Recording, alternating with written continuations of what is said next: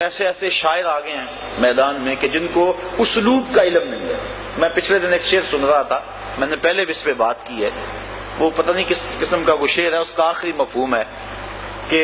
رب آکھے سونا میں بخشاں گا امت بس تو نکی جی ہاں کر دے۔ ایک تو دیکھو کیسا بازاری لفظ ہے، اور نعت میں اس کو جو ہے وہ کس طرح مندرج کیا گیا ہے، اور پھر اس نعت کا جو تاثر ہے وہ یہ ہے کہ رب بخشنا چاہتا ہے، محبوب ہاں نہیں کر رہے۔ رب کہتا ہے میں بخشوں گا تو ہاں کر، جبکہ معاملہ تو یہ ہے کہ محبوب عرض کر رہے ہیں رب حبلی امتی امتی۔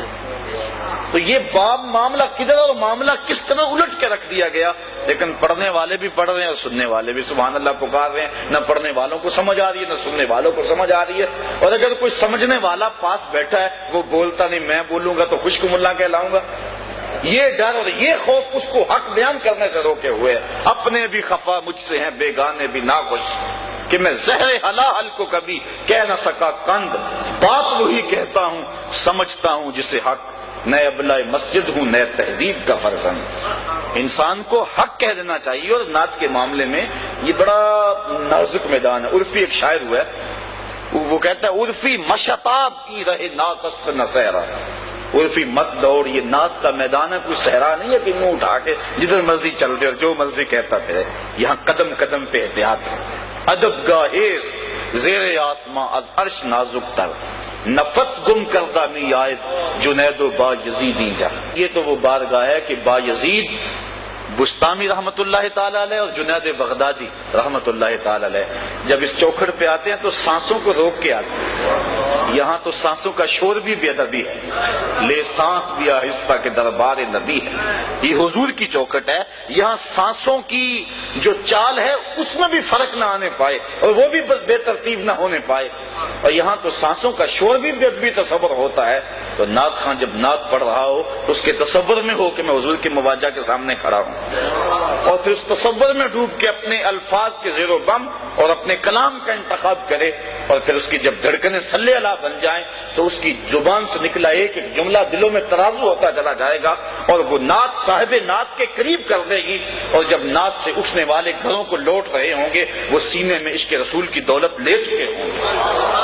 کاش کہ ہم جو ہے وہ اپنے نعت کے انداز کو اس انداز سے مرتب کریں کہ حضور علیہ الصلوۃ والسلام کی محبت کے پھیلانے کا نعت ذریعہ بنے، نہ کہ اس کو گانے کی دھن پہ۔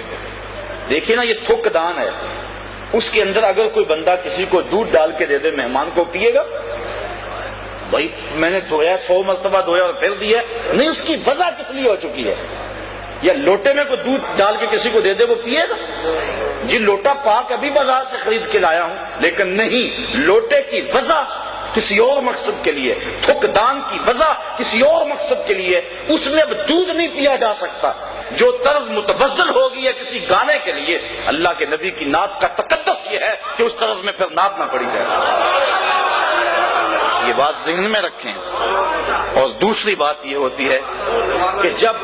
اس متبذل طرز میں جب نعت پڑی جا رہی ہوتی ہے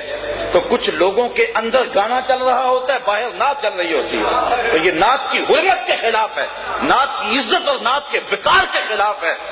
کہ نعت پڑھتے ہوئے جو ہے وہ انسان کی جو ہے سوچ اور فکر کہیں اور گئی ہو۔ نعت پڑھتے ہوئے نظر گنبد خضرا کی طرف ہونی چاہیے۔ تو اس بات کا ذرا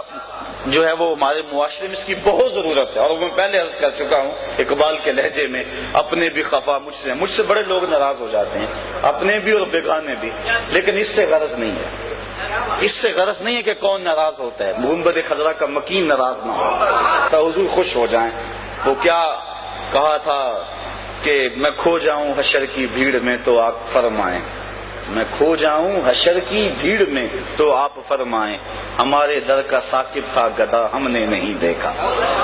ہمارے در کا ثاقب تھا گدا ہم نے نہیں دیکھا۔ تو کاش کہ وہ حضور علیہ السلام پہچان لیں اور حضور کی شفاعت بندے کو نصیب ہو جائے۔